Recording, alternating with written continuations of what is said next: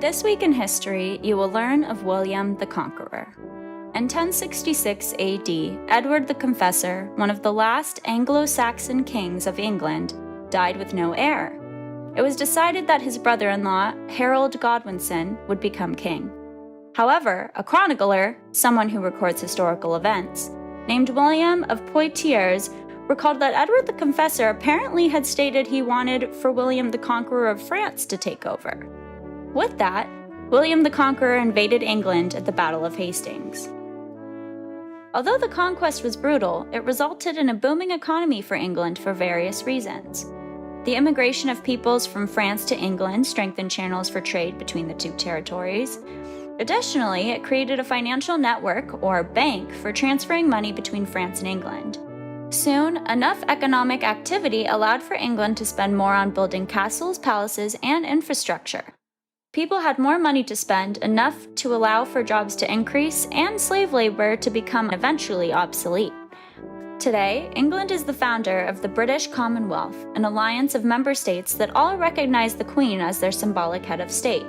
Additionally, England was a founding member of the European Union, an intergovernmental organization of 27 member states in Europe that facilitates certain economic and political decisions.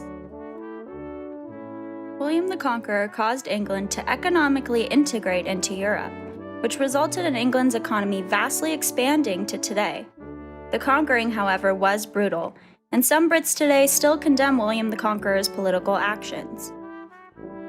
An example is Nigel Farage, a UK politician who frequently can be spotted wearing a tie, with the picture of the Bayeux Tapestry, a famous yet gory art piece depicting events leading up to the Battle of Hastings.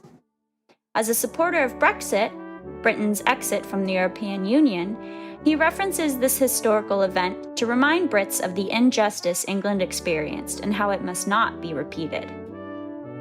Although Britain was a founder of the European Union, it left the organization in 2020 an attempt to cut financial and political ties and become more independent and free in their decisions.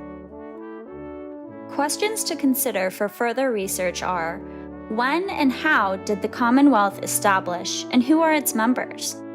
When and how was the European Union established? What are the pros and cons of the European Union?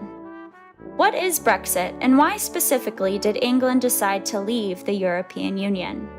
Why is the Bayeux Tapestry used as propaganda for Brexit?